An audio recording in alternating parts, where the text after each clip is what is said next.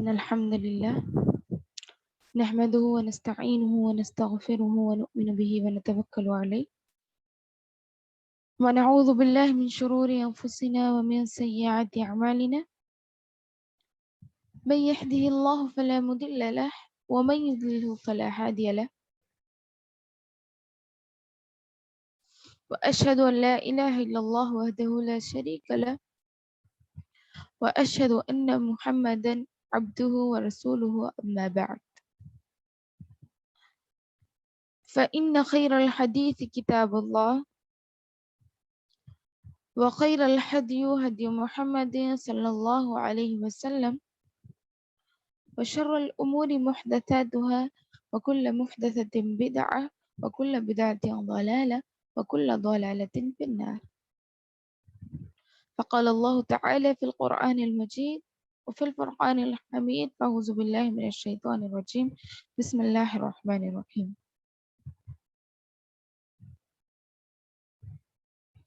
النبي أولى بالمؤمنين من أنفسهم وأزواجه أمهاتهم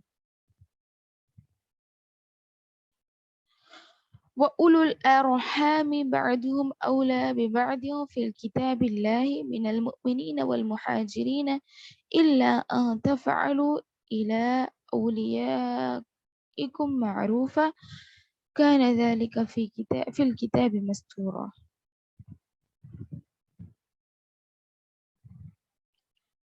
میری پیاری بہنوں، میں تہ دل سے آپ سبھی کا استقبال کرتی ہوں. السلام علیکم ورحمۃ اللہ وبرکاتہ.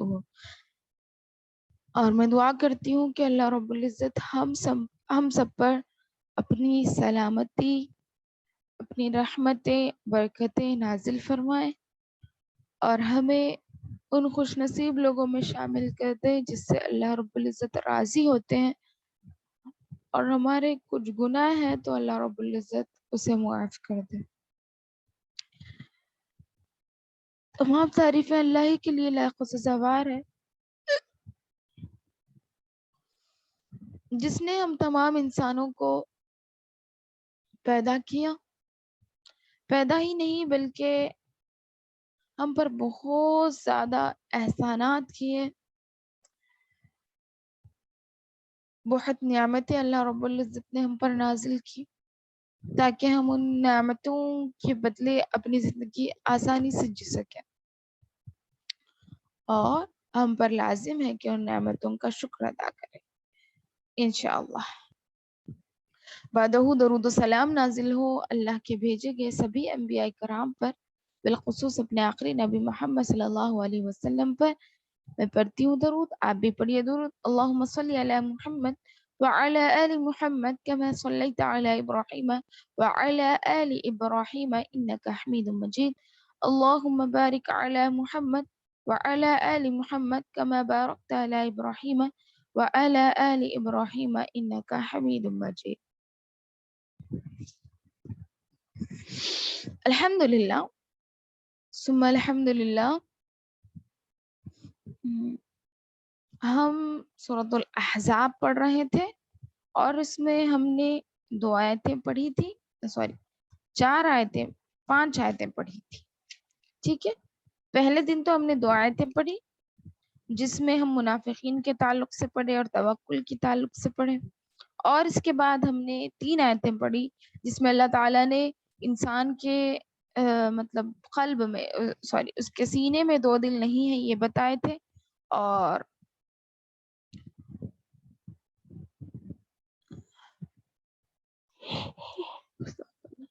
منہ بولی اولاد سگی اولاد نہیں ہو سکتی یہ بھی بتائے تھے. اور جو پچھلی کلاس میں تھے ان میں سے کوئی ہے جس سے میں سوال کر سکتی ہوں؟ شاید سب نئے نظر آ رہے ہیں مجھے.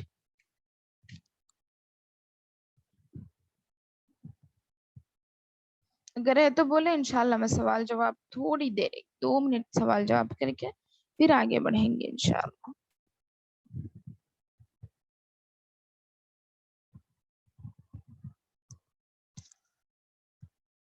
اس کلاس میں ہم بہت کچھ سیکھے تھے، کچھ موٹی موٹی باتیں کوئی بتا سکتے تو جلدی بتائیں. کیا کیا ہم سیکھے تھے پچھلی کلاس میں؟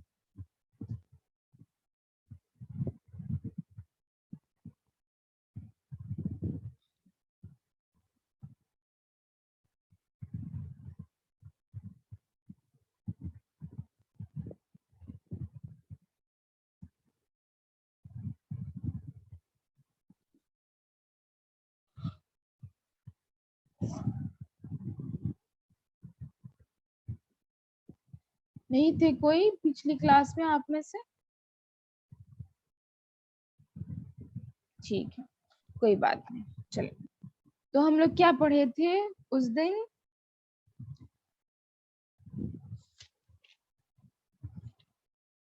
کسی آدمی کے سینے میں 2 دل نہیں ہے. یہ مثال اللہ رب العزت کس لیے دیے کہ جس طرح کسی آدمی کے دل میں 2 دل نہیں ہو، سینے میں 2 دل نہیں ہو سکتے، اسی طرح کسی بھی اولاد کے 2 باپ نہیں ہو سکتے، کسی بھی لڑکے کے 2 باپ نہیں ہو سکتے. اس وجہ سے اللہ رب العزت نے یہاں پر مومنوں کو منہ بولے بیٹوں کو خود اپنا بیٹا کہنے سے روکا ہے. اور اس میں جب ہم احادیث کا مطالعہ کیے، تفسیر القرآن پڑھے، تو اس میں ہم کیا جانے تھے؟ کچھ احادیث جانے جس سے نرمی کی بات آئی، جس میں تبلیغ میں حکمت کیسے ہم لائیں، دعوتی کام میں ہم حکمت کیسے لائیں، وہ سب چیزیں بھی بتائی گئی تھی. ٹھیک ہے، چلیے آگے بڑھتے ہیں. آیت نمبر 6 میں النبی اولا بہما اولا بالمؤمنین من انفسهم وازواجه امہاتهم. النبی پیغمبر، النبی پیغمبر یا پھر نبی، اولا یعنی زیادہ ہے، اولا زیادہ ہے، اول درجہ رکھتے ہیں، بالمؤمنین مؤمنون سے. مؤمن جمع کا صیغہ ہے تو یہ تمام عورتوں اور مردوں دونوں کے لیے استعمال ہوتا ہے. تو بالمؤمنین مومنوں کے لیے، من انفسہم ان کی اپنی نفسوں سے، ہم ان کی نفسوں، من سے ان کی نفسوں سے، وازواجہ اور ہو زمین نبی کی طرف، اللہ ہو ضمیر نبی کی طرف، وازواجہ ان کی بیویاں، زوجن واحد ہے، ازواج ان کی اس کی جمع ہے، سنگولر پلورل.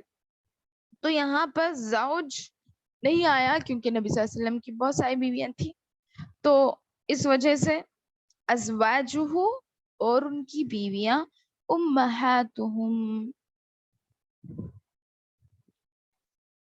مومنوں کی مائیں ہیں. اور یہاں پر ہم ضمیر مومنوں کی طرف، اور یہاں ہو ضمیر نبی صلی اللہ علیہ وسلم کی طرف، ہم ضمیر مومنین کی طرف. یہاں کیا بتایا جا رہا؟ پیغمبر مومنوں پر خود ان سے زیادہ حق رکھتے ہیں، ان سے زیادہ حق رکھنے والے ہیں.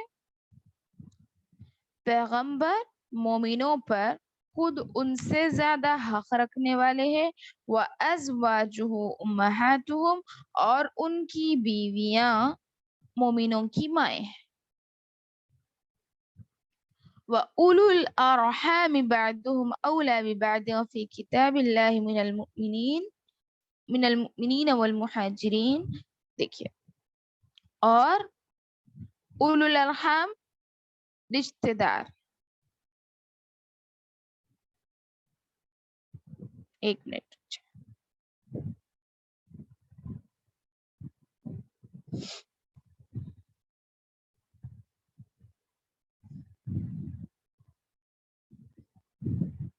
ہاں، تو اولو الارحام کیا ہے؟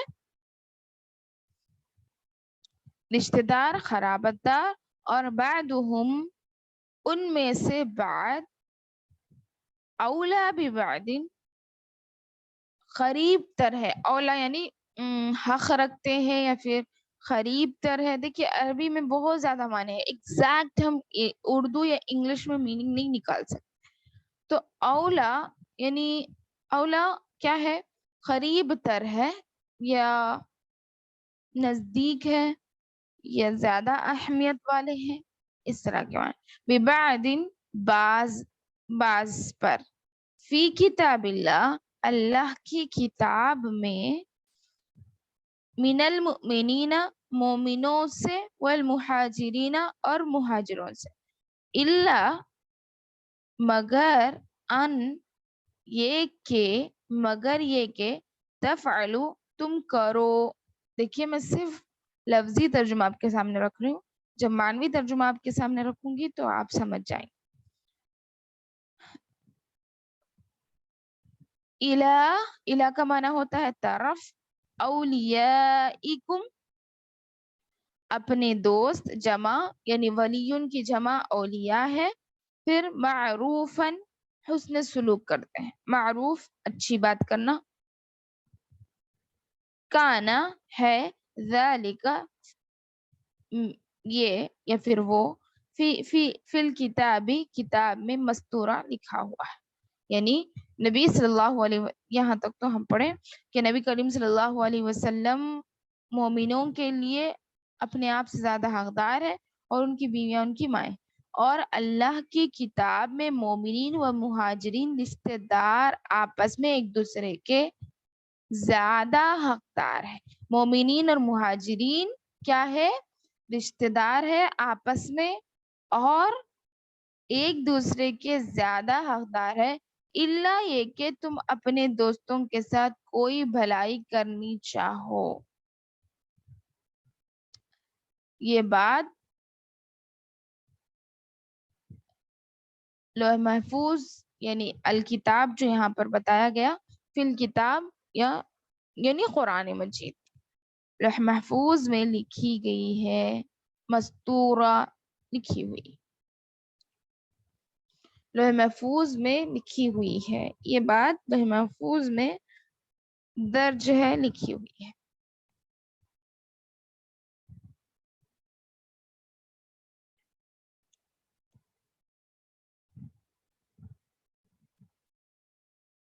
ہاں، اس آیت کریمہ میں نبی کریم صلی اللہ علیہ وسلم کی کیا بتائی جا رہی؟ عظمت اور امہات المومنین کی قدر اور ان کی منزلت بیان کی گئی ہے. مسلمانوں کا یہ فرض ہے کہ وہ تمام دینی اور دنیاوی امور میں آپ صلی اللہ علیہ وسلم کو اپنی ذات پر مقدم رکھیں. اپنے آپ، ٹھیک ہے، اپنے آپ سے زیادہ ان سے محبت کریں. یعنی اپنے آپ کو اگر محبت کر رہے ہیں تو اپنے سے بھی زیادہ کس سے محبت کریں گے؟ اللہ کے نبی صلی اللہ علیہ وسلم سے محبت کریں گے. آپ کا حکم ان کی ذات پر ان کے اپنے حکموں سے زیادہ نافذ العمل ہونا چاہیے. آپ کے حقوق کو اپنے حقوق پر ترجیح دیں، اپنی جانیں فدا کر دیں اور ان کے ہر حکم کی اتباع کریں، کیونکہ دنیا و آخرت کی تمام نیک بختیوں کا یہی واحد عمل ہے، یہی واحد سرچشمہ ہے. صحیح بخاری میں ابو ہریرہ رضی اللہ عنہ سے مروی حدیث، رسول صلی اللہ علیہ وسلم نے فرمایا، میں ہر مومن کے لیے، محمد صلی اللہ علیہ وسلم فرما رہے کہ میں ہر مومن کا دنیا و آخرت میں تمام لوگوں سے زیادہ حقدار. ابو ہریرہ رضی اللہ عنہ نے پوچھا، اگر تم لوگ چاہو تو یہ آیت پڑھ لو، النبی اولا بالمؤمنین من انفسہم. یعنی حدیث بیان کرنے کے بعد راوی حدیث یہ کہہ رہے ہیں کہ اگر تمہیں یقین نہیں ہے، اللہ کے نبی صلی اللہ علیہ وسلم نے یہ کہا تھا کہ نبی صلی اللہ علیہ وسلم کیا ہے، تمام لوگوں کے اوپر اس طرح کرتے کہ وہ اپنی جانوں سے، خود سے بھی زیادہ ان کو چاہنے لگے. پھر یہ آیت تلاوت کی، کہا. پھر صحیحین بخاری و مسلم میں حضرت انس رضی اللہ عنہ سے مروی ہے کہ رسول صلی اللہ علیہ وسلم فرمایا، اس ذات کی قسم جس کے ہاتھ میں میری جان ہے، والذی نفسی بیدی، اس ذات کی قسم جس کے ہاتھ میں میری جان ہے. نبی کریم صلی اللہ علیہ وسلم فرماتے ہیں کہ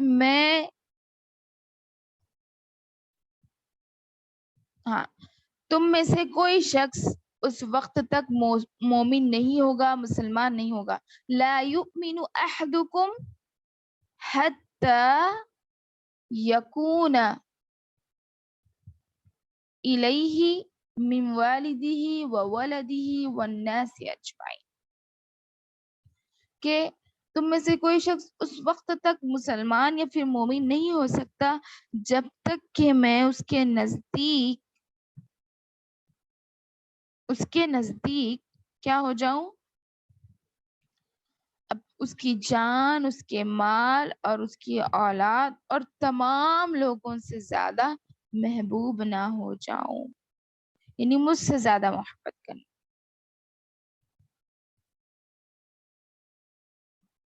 دیکھیے اللہ تعالی کا حق ہم پر ہے، اس کے بعد نبی کریم صلی اللہ علیہ وسلم کی محبت ہم پر لازم ہے اور لازم و ملزوم ہے کہ ہم ان سے محبت کریں، نبی صلی اللہ علیہ وسلم سے محبت کریں. محبت کرنے کا تقاضا کیا ہو سکتا ہے بولیے؟ محبت کسے کہتے ہیں؟ محبت کیسی کی جا سکتی ہے کسی سے؟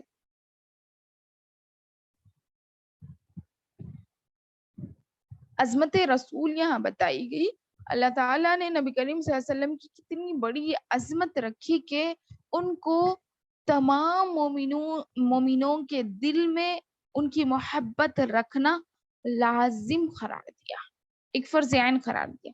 جیسا کہ اللہ کے نبی صلی اللہ علیہ وسلم کی ابھی جو ہم نے حدیث پڑھی، لا یؤمن احدکم حتی اکون الیہ من والدی وولدی والناس اجمعین، کہ کوئی شخص اس وقت تک مومن ہو ہی نہیں سکتا جب تک کہ میں اس کے قریب، اس کی اولاد، اس کے مال جان اور تمام لوگوں سے زیادہ محبوب نہ ہو جاؤں. ٹھیک ہے، تو اس وجہ سے ہمیں اس بات پر غور و فکر کرنا چاہیے کہ اللہ کے نبی صلی اللہ علیہ وسلم سے ہمیں ہر چیز سے زیادہ محبت، خود اپنے آپ سے زیادہ محبت ہم نبی کریم صلی اللہ علیہ وسلم سے کریں.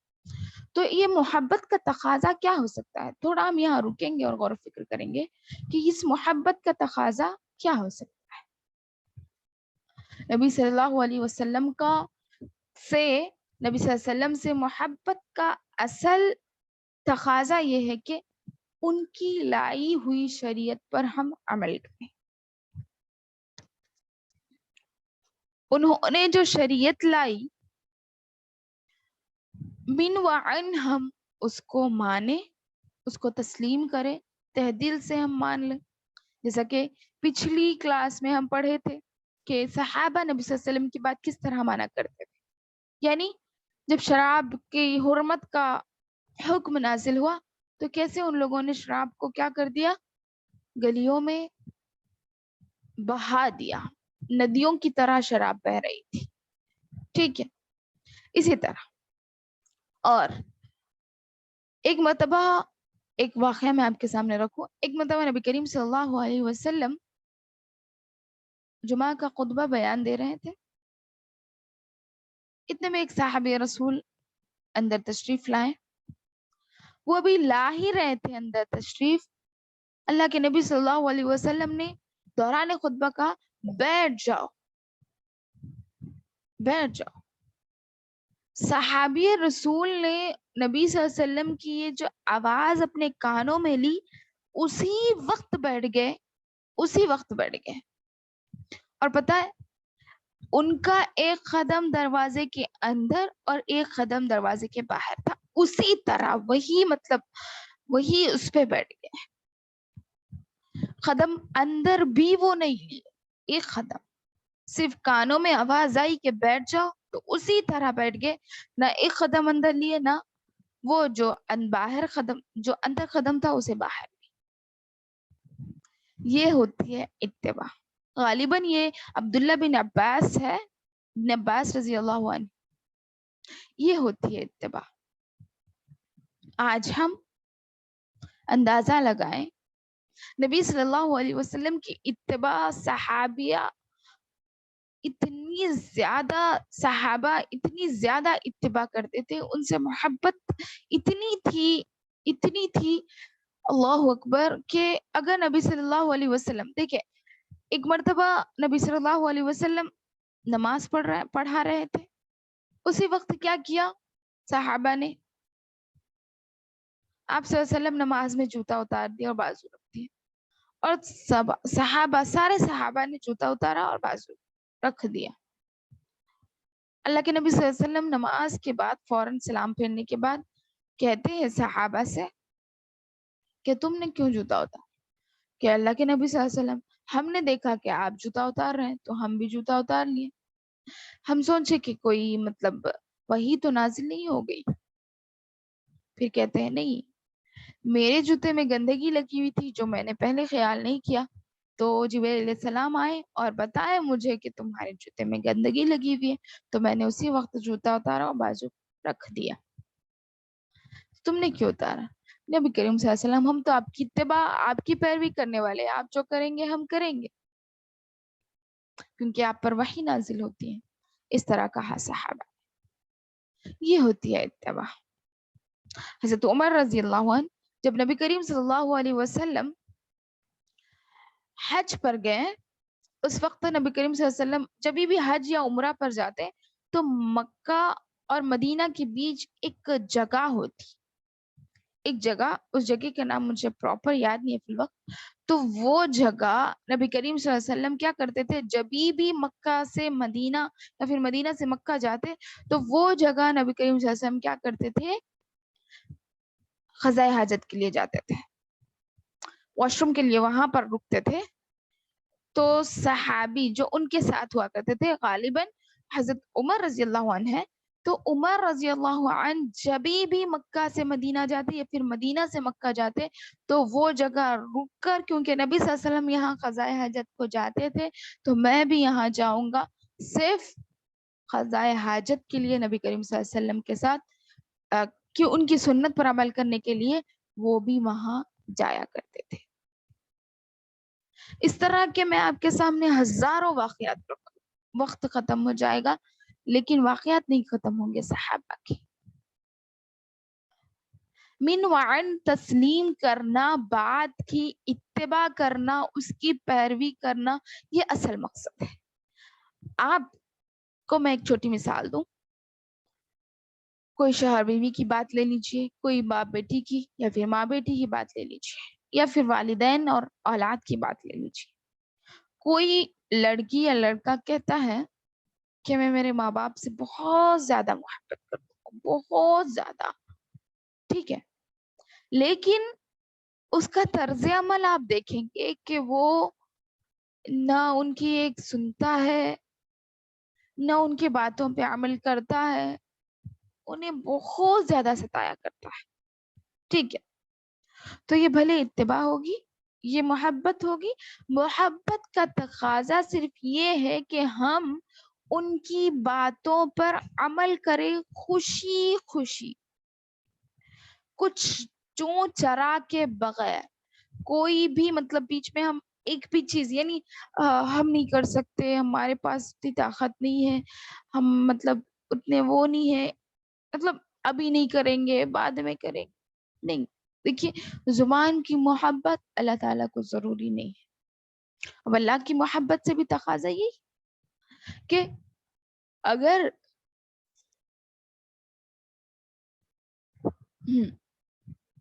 اللہ تعالیٰ سے محبت ہے تو اللہ کی بات پر ہم کو من وعن عمل کرنا ہوگا, چاہے کچھ بھی ہو جائے, ہم اللہ تعالیٰ کی بات پر عمل کر کے ہی دم لیں گے. یہ ہوتی ہے اللہ سے محبت. ہم اگر ہم سے کبھی پوچھا جائے, کسی نے پوچھ لیا دنیا آخرت میں کون سب سے زیادہ پسند ہے, ہمارے زبان سے سب سے پہلے اللہ آئے گا. یہ زبان کی محبت اللہ تعالیٰ کو پسند نہیں. محبت تو وہ ہوتی ہے کہ اس کے آگے ہر چیز کو ہم خم کر دیں, ہماری خواہشات کو, ہماری ہر چیز کو ہم اللہ تعالیٰ کے لیے وقف کر دیں, اس کے احکامات پر لازم, یعنی اس کے احکامات پر چلیں, اس نے جو ہم سے کہا ہے, جو ہم سے وعدے لیے ہیں, اس پر عمل کرنے کی پوری کوشش کریں. وہ ہے محبت, وہ ہے اللہ سے محبت اور اس کے رسول سے محبت. ہم تمام برائیاں ہمارے اندر موجود ہیں, پھر بھی ہم کہتے ہیں کہ ہم کو اللہ اور اس کے رسول سے زیادہ محبت ہے. تو ایسا کیسے ہو سکتا ہے میری ماں اور بہنوں؟ ایسا نہیں ہوگا. ہم غور و فکر کریں گے, محبت کو ہم لازم پکڑیں گے, کیونکہ یہاں پر اللہ کے نبی صلی اللہ علیہ وسلم اور اللہ تعالیٰ نے بھی, کیونکہ صرف حدیث نہیں ہے, قرآن کی آیت بھی ہے, جیسے النبی اولا بالمؤمنین, کہ مومنوں پر نبی کیا ہے, زیادہ حق رکھتے ہیں, خود ان سے زیادہ حق رکھتے ہیں. ایک مرتبہ کیا ہوتا, حضرت عمر رضی اللہ عنہ نبی کریم صلی اللہ علیہ وسلم کے پاس آتے اور کہتے کہ اللہ کے نبی صلی اللہ علیہ وسلم میں بہت زیادہ آپ سے محبت کرتا ہوں, لیکن میری جان کے بعد میں آپ سے محبت کرتا ہوں. میں آپ سے محبت کرتا ہوں, لیکن سب سے پہلے میں میری جان سے محبت کرتا ہوں, اس کے بعد آپ سے محبت کرتا ہوں. اللہ کے نبی صلی اللہ علیہ وسلم نے وہیں پر کہہ دیا, اے عمر تم مومن نہیں ہو. کہا کیوں؟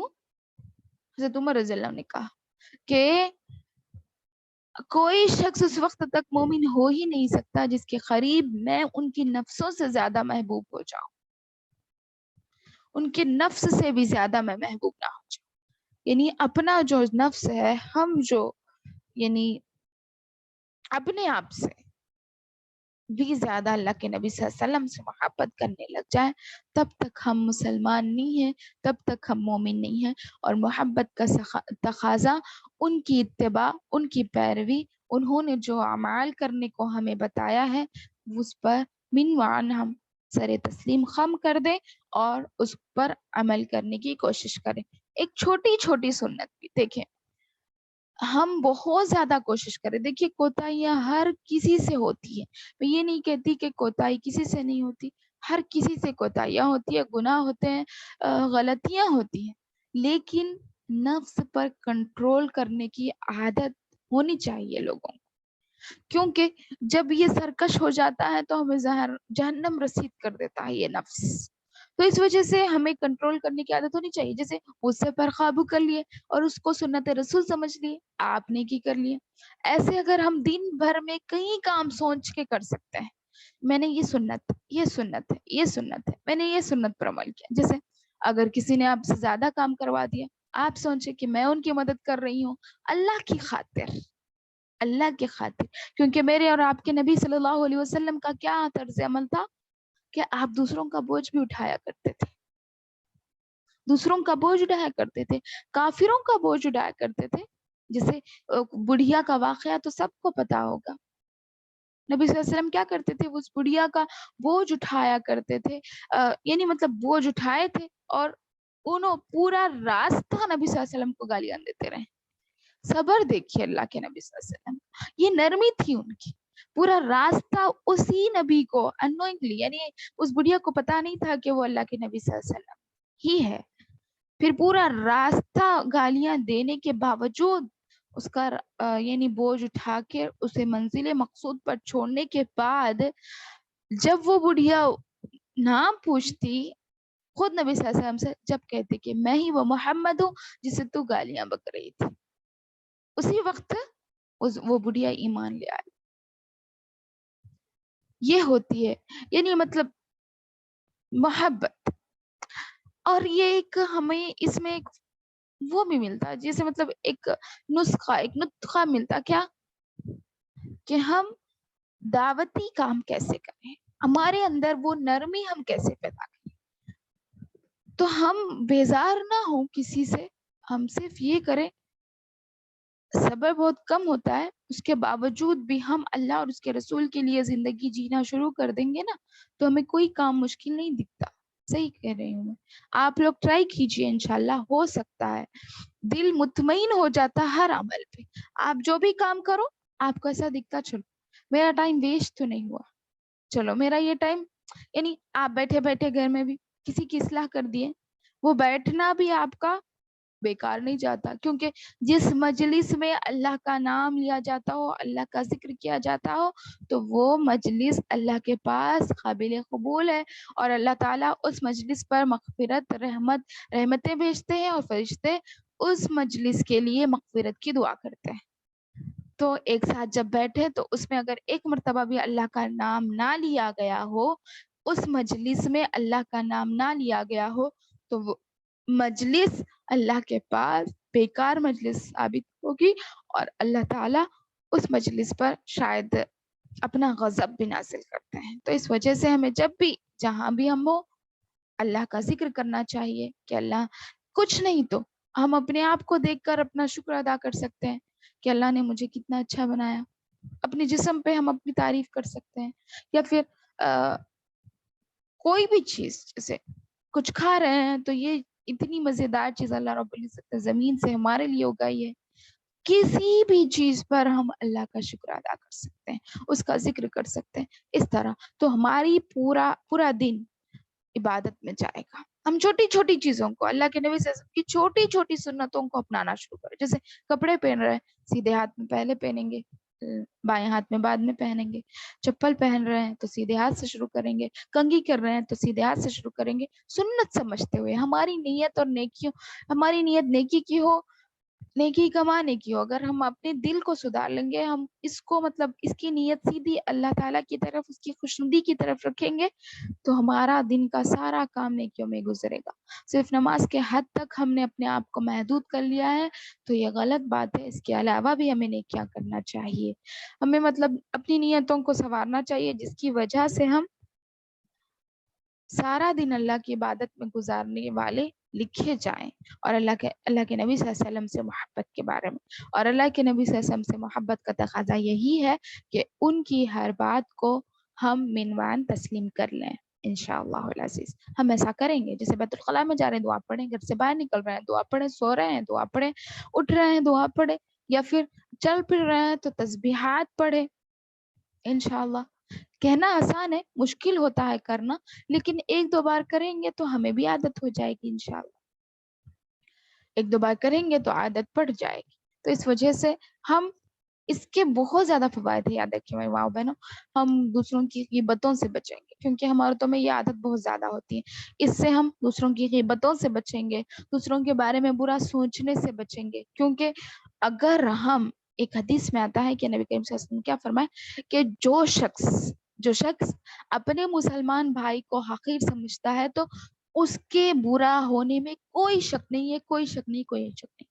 یعنی خود وہ برا ہے اس لیے دوسروں کو برا سمجھ رہا ہے. اس سے زیادہ بدبخت انسان کوئی نہیں ہے. بولتی اللہ کے نبی صلی اللہ علیہ وسلم، جو دوسروں کو اپنے سامنے حقیر سمجھتا ہے خود وہ بہت زیادہ برا انسان ہے. اس طرح اللہ کے نبی صلی اللہ علیہ وسلم نے کہا.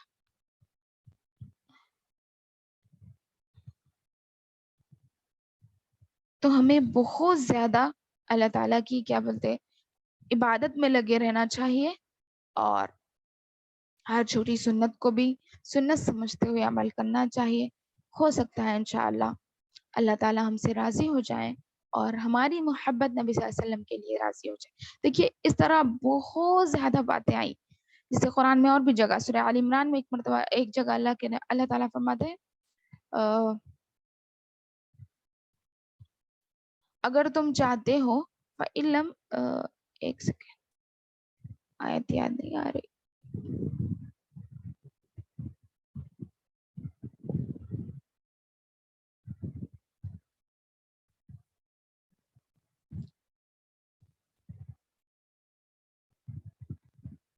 یعنی اس کا ترجمہ یہ ہے، آیت مجھے یاد نہیں آ رہی ہے متن، تو اس کا ترجمہ یہ ہے کہ اگر تم اللہ سے محبت چاہتے ہو، تم چاہتے ہو کہ اللہ تم سے محبت کرے، فَاتَّبِعُونِی یُحْبِبْکُمُ اللہ. کیا فرمایا اللہ کے نبی صلی اللہ علیہ وسلم نے کہ تم میری پیروی کرو، یحببکم اللہ، کہ اللہ تم سے محبت کرنے لگ جائے گا. سورہ آل عمران کی آیت ہے.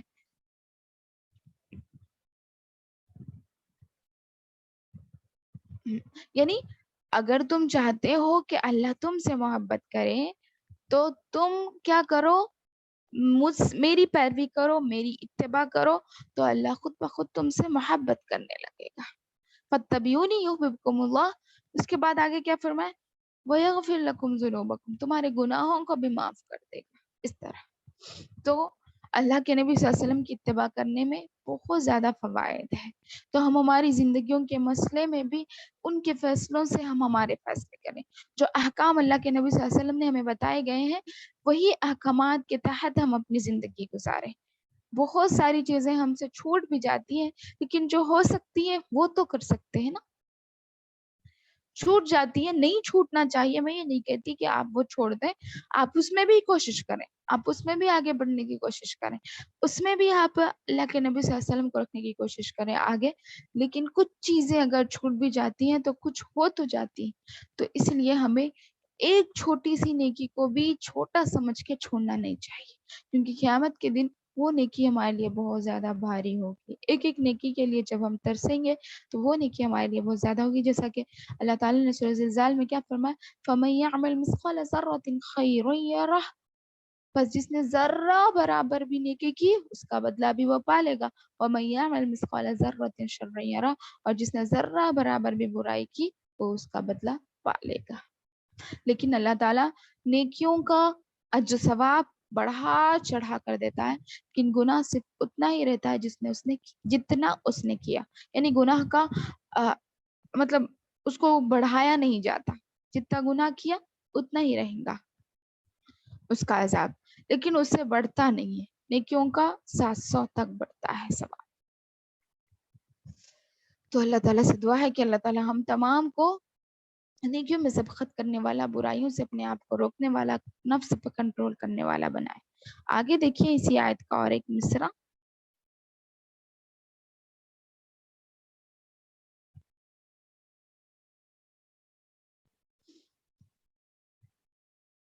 آیت کے دوسرے حصے میں یہ حکم بیان کیا گیا ہے کہ آپ صلی اللہ علیہ وسلم کی بیویاں تمام مسلمانوں کے لیے، یعنی تمام مومنوں کے لیے ماں کا مقام رکھتی ہیں. یعنی آپ صلی اللہ علیہ وسلم کی جتنی بھی بیویاں ہیں وہ کیا ہے، امہات ہے، امہات المؤمنین ہیں. یعنی نبی کریم صلی اللہ علیہ وسلم کی بیویاں ہم تمام کے لیے، تمام امت مسلمہ کے لیے کیا ہے، مائیں ہیں. ان کے لیے کیا ہے، ان سے شادی کرنا حرام ہے. کیونکہ جو بھی ازواج اللہ تعالیٰ، اللہ کے نبی صلی اللہ علیہ وسلم کو اللہ تعالیٰ نے یہ بہت بڑا اعزاز بخشا کہ اللہ کے نبی صلی اللہ علیہ وسلم کی بیویاں صرف ان کی ہے، ان کے علاوہ ان کے بعد کسی سے شادی نہیں کر سکتے. ان سے پہلے کیا ہوگا، جیسے بہت ساری بیویاں نبی صلی اللہ علیہ وسلم کی بیوہ بھی تھی اس وجہ سے، اور کچھ مطلقہ بھی تھی. تو مطلقہ شدہ یا پھر بیوہ ہو سکتی ہیں پہلے، لیکن نبی صلی اللہ علیہ وسلم کے بعد ان کی زندگی میں کوئی نہیں آ سکتا، بلکہ نبی صلی اللہ علیہ وسلم کی بیویاں تمام مومنین مرد عورت کے لیے مائیں بنا دی گئی ہیں، اور ان سے شادی کرنا تمام مردوں کے لیے حرام کر دیا گیا ہے. اور ان کا احترام کرنا، ان کی عزت کرنا ہم پر واجب ہے. ہم کسی سے مطلب کسی سے زیادہ محبت ہوتی ہے وہ الگ بات ہے، لیکن ہم ان سے محبت کریں گے، ان کی نیک نیتیوں سے ہم محبت کریں گے. اور ان کے یہ نہیں، دیکھیے امہات المومنین ہی ہیں، کیونکہ ہم عورتیں ہیں، ہم کچھ چیزیں مردوں سے سیکھ نہیں سکتے. جیسے نبی صلی اللہ علیہ وسلم میں صحابہ ہے، تو کچھ چیزیں، کچھ ازدواجی زندگی کے بارے میں جو ہم مردوں سے سیکھ نہیں سکتے، وہ سیکھنے کے لیے عورت ہی چاہیے ہوتی ہے. تو امہات المومنین ہمارے لیے رول ماڈل. تو ہم کسی بھی، یعنی تمام امہات المومنین سے ہمیں کوئی نہ کوئی سبق ملتا ہے، کوئی نہ کوئی سبق ملتا ہے. تو ہمیں ان لوگوں سے ان کے اسباق پڑھتے ہوئے ان کی زندگیوں سے ہمیں فائدہ اٹھانا چاہیے. حضرت خدیجہ رضی اللہ عنہ جو کہ نبی کریم صلی اللہ علیہ وسلم کی پہلی زوجہ تھی، تو ان سے، ان کی زندگی سے ہمیں کیا اسباق ملتے ہیں. انہوں نے کس طرح اپنے شوہر کا ساتھ دیا، کس مشکل میں انہوں نے اپنے شوہر کا ساتھ دیا، نبی کریم صلی اللہ علیہ وسلم کا ساتھ دیا. تو اس طرح ہمیں بھی کرنا چاہیے. ہم پریشان ہوتے ہیں تو ہم آگے والے کو اور زیادہ پریشان کر دیتے ہیں. پریشان اس وقت حضرت خدیجہ رضی اللہ عنہا بھی تھی، لیکن اس کے باوجود نبی صلی اللہ علیہ وسلم کو بہت اچھا ڈیل کیے. جس وقت وحی نازل ہوئی، نبی صلی اللہ علیہ وسلم ڈر گئے تھے. جب جبرائیل علیہ السلام نے ان کو دبوچا، بہت ڈر گئے تھے اس وقت. حالانکہ حضرت خدیجہ رضی اللہ عنہ بھی کچھ نہیں جانتی تھی اس تعلق سے، اس کے باوجود بھی انہوں نے بہت ہی اچھی طریقے سے اس مسئلے کو ڈیل کیا. وہ گھبرا نہیں گئی بلکہ وہ خود سمجھائی. تو اس طرح ہمیں بھی مطلب ایک اچھی بیوی بننے کے لیے امہات المؤمنین کی زندگی سے ہمیں سبق لینا چاہیے.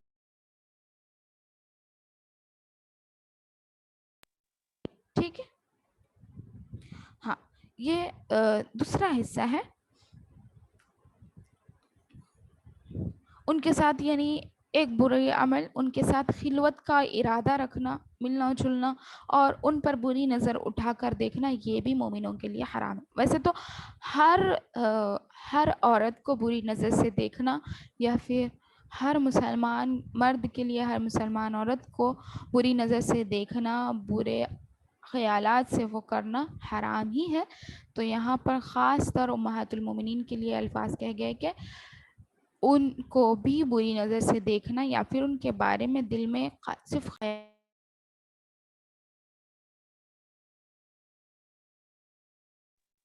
لانا یہ بھی جائز نہیں ہے. آیت کے تیسرے حصے میں یہ حکم دیا گیا ہے کہ اہل قرابت ایک دوسرے کے میراث کے مہاجرین اور دیگر مومنین سے زیادہ حقدار ہے. مومنین اور مہاجرین ایک دوسرے پر زیادہ حق رکھتے ہیں. ٹھیک ہے. امام شوکانی رحم اللہ علیہ لکھتے ہیں کہ ابتدائی اسلام میں لوگ ہجرت، آپس کے بھائی چارہ اور معاہدوں کی بنیاد پر ایک دوسرے کے وارث بنتے تھے. ہجرت کرنے سے اور آپس میں جو وعدے کیے جاتے ہیں اس وجہ سے اور بھائی چارگی جو اپنے اندر ہوتی ہے اس وجہ سے میراث کے وارث یعنی میراث کے حقدار بنتے تھے. جب یہ آیت نازل ہوئی تو یہ حکم منسوخ ہو گیا. ٹھیک ہے. صرف رشتہ دار ہے لیکن یہ حکم منسوخ کر دیا گیا اور وراثت صرف قرابت داروں کے ساتھ مختص ہو گئی. ہاں، جو آپ کے دوست ہیں آپ اس میں سے کچھ ان کو دینا چاہتے ہیں تو آپ کی مرضی ہے، آپ دے سکتے ہیں. لیکن مہاجرین کو یعنی جو بھی ہجرت کر کے آئے انصار کے مال میں پہلے تھا لیکن بعد میں یہ آیت کے نازل ہونے کے بعد وہ حکم منسوخ کر دیا گیا. ٹھیک ہے. اور قرابت دار مومنوں اور مہاجروں کے لیے صدقہ، ہدیہ اور وصیت جیسی صورتیں باقی رہ گئی ہیں. یہ چیزیں اللہ تعالیٰ نے اس آیت میں باقی رکھی کہ دوستوں کو، رشتہ داروں کو، قرابت داروں کو آپ مرضی سے کچھ صدقہ دینا چاہتے ہیں دے سکتے ہیں. آپ ہدیہ دینا چاہتے ہیں، ہدیہ یعنی گفٹ دینا چاہتے ہیں تو دے سکتے ہیں. لیکن کیا پھر آپ مرنے سے پہلے کوئی آپ کا بہت غریب دوست ہے، آپ کی وراثت بہت زیادہ ہے تو اس میں وصیت کرنا چاہتے ہیں کہ اتنا مال اسے بھی دیا جائے تو اسے بھی ملے گا. وصیت پہ ہر عمل ہوتا ہے تو ہر وصیت پر عمل کرنا چاہیے. تو اس وجہ سے وصیت جیسی صورتیں ہیں تو اس میں دے سکتے ہیں. لیکن وراثت میں حق پہلے تھا مہاجرین کا بھائی چارگی کی وجہ سے معاہدوں کی بنیاد پر، لیکن وہ حکم منسوخ کر دیا گیا. تو مہاجرین کے لیے کیا نہیں ہے؟ وراثت نہیں ہے، لیکن ہدیے تحفے ہو سکتے ہیں انشاءاللہ العزیز.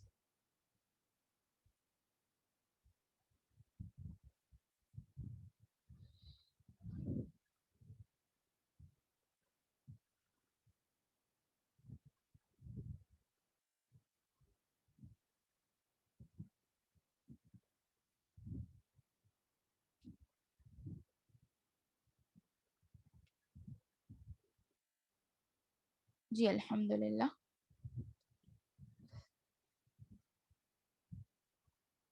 پوچھیے. آج نہیں پڑھیں گے انشاءاللہ. تو ہم آج کیا کیا سیکھے ہیں بتائیں جلدی جلدی.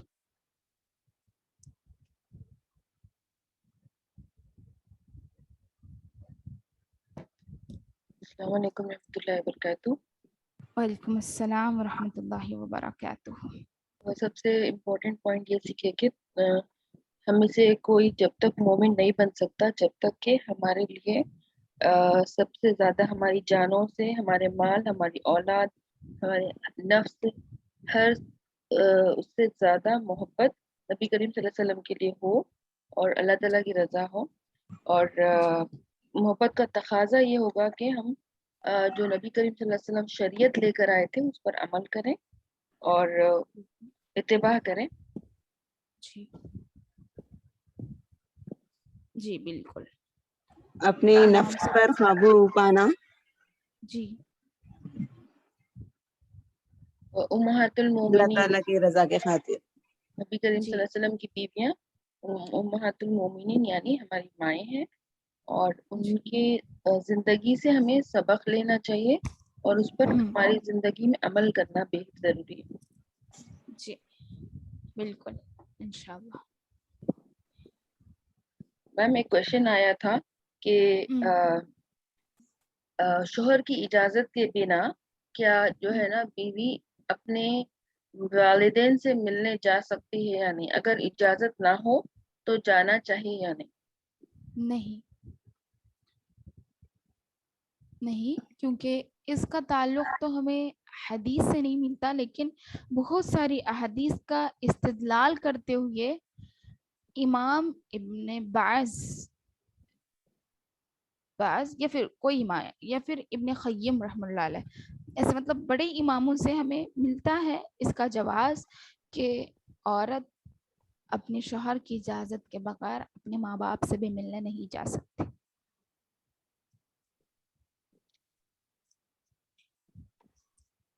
میم مہاجر کس کو بولتے پوچھ رہے ہیں؟ اچھا، مہاجر وہ ہے جو ہجرت کر کے گئے، جیسے اب مکے سے مدینہ گئے وہ مہاجر ہے، اور جو وہاں کے لوگ ہیں انہیں انصار کہا جاتا ہے.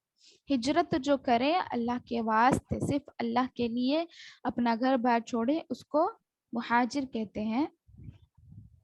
اللہ کی رضا کے لیے جو چھوڑتے ہیں، اور جہاں پر یعنی آپ کو ستایا جا رہا ہو، اب یہاں ہم کچھ صرف اللہ کی خاطر، دوسرا کوئی مقصد اس میں نہ ہو، بلکہ ہم کہیں پر ستائے جا رہے ہیں لیکن ہم یہ شہر چھوڑ رہے ہیں اللہ کے خاطر، یہاں ہمیں عبادت نہیں کرنے دیا جا رہا ہے تو ہم دوسری جگہ جا کر اللہ کے دین کو غالب کریں گے. یہ نیت سے جو شخص ایک گاؤں چھوڑ کر دوسرے گاؤں کی طرف منتقل ہوتا ہے تو اسے ہجرت کہتے ہیں، اور جو ہوا وہ مہاجر بن جاتا ہے. ٹھیک، جیسا کہ نبی کریم صلی اللہ علیہ وسلم مکہ چھوڑ کر مدینہ گئے، نبی صلی اللہ علیہ وسلم کے ساتھ بہت سارے صحابہ آئے تو وہ مہاجرین ہوئے، اور اللہ کے نبی صلی اللہ علیہ وسلم خود بھی مہاجر ہے. یہ نا میم آج کے ٹاپک سے تھوڑا الگ ہے. یہ پوچھ رہے ہیں کہ رینٹ پہ اگر گھر دیے اور رینٹ سے قرضہ پھیرتے ہیں تو اس پہ زکوٰۃ دینا ہے کیا؟ پوچھ نہیں، قرضہ لے کر ہی گھر بنائے تھے. ہاں قرضہ پھیر رہے ہیں تو زکوٰۃ نہیں نکلے گی. قرضہ نہیں پھیر رہے ہیں، آپ کا رینٹ آ رہا ہے تو اس پر زکوٰۃ ہے. میم کتاب اللہ سے مراد کیا ہے؟ کتاب اللہ اللہ کی کتاب، اور کتاب اللہ اہل کتاب یعنی جن کو کتاب دی گئی پہلے والے جو کتابیں یعنی تورات انجیل اور زبور، تو ان لوگوں کو اہل کتاب کہا جاتا ہے، یعنی جن کو کتاب دی گئی اللہ کی طرف سے. حضرت یعنی موسیٰ علیہ السلام، بنی اسرائیل خاص کر یہود و نصارہ کو اہل کتاب کہا جاتا ہے. کتاب اللہ اللہ کی کتاب، کون سی بھی کتاب آ جائے گی، جیسے ہماری قرآن بھی کتاب اللہ ہے. اور کوئی کویشچنز ہے؟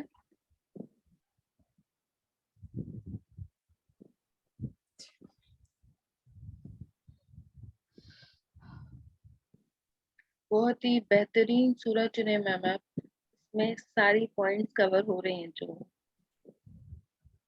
جی الحمدللہ. آگے اور بھی ہیں، انشاءاللہ کوشش کریں گے ہم زیادہ لینے کی آگے سے انشاءاللہ، کیونکہ کچھ مصروفیات کی وجہ سے اگر ہم 2 بھی آیتیں پڑھ رہے ہیں تو کافی ہے الحمدللہ، لیکن تمام مسائل حل بھی کرنے ہیں نا، اس میں بہت زیادہ مسائل ہیں الحمدللہ. زمین بیچنے کی نیت سے نہیں خریدے تو اس پر زکوٰۃ دینا ہے کیا؟ نہیں ہے. زمین بیچنے کی نیت سے نہیں بیچنے خریدے، کی نیت ہے تو دیں گے، ٹھیک ہے. نہیں ہے تو نہیں دیں. جی کل شاید زکوٰۃ کا ہوا تھا نا. جی ہاں میم وہ بھی ہے نا، ماشاء اللہ سے بہت طویل ہوئی تھی کلاس، پھر اس کے بعد half an hour ma'am questions بھی یہ کرے تو بھی تھوڑے سوالات رہ گئے تھے. اچھا تو سب چیزیں آ گئی نا اس میں الحمدللہ. جی الحمدللہ، لیکن جو زکوٰۃ کے مستحق لوگ جو نہیں ہے نا وہ نہیں کور ہوا تھا. اچھا اچھا، انشاءاللہ وہ گروپ میں ڈال دیں گے ہم اردو میسج. جی.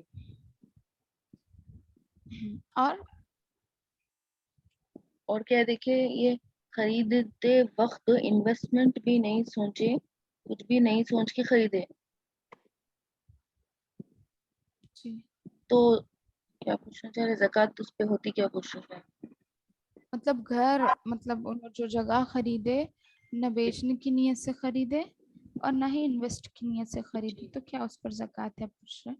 نہیں دیکھیے بیچنے کی نیت نہیں ہے آپ کی تو زکوٰۃ نہیں ہوگی.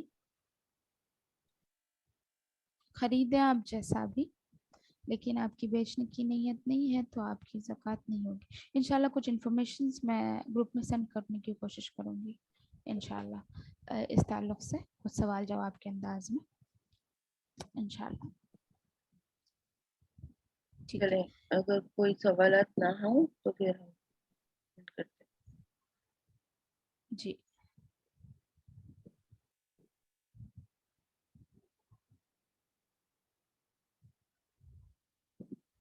ٹھیک ہے چلیں. ربنا تقبل منا إنك أنت السميع العليم وتب علينا إنك أنت التواب الرحيم. سبحان ربك رب العزة عما يصفون وسلام على المرسلين والحمد لله رب العالمين. سبحانك اللهم وبحمدك وأشهد أن لا إله إلا أنت أستغفرك وأتوب إليك.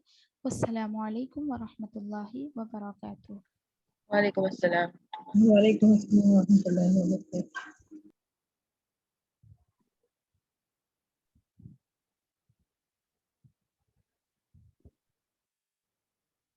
اللہ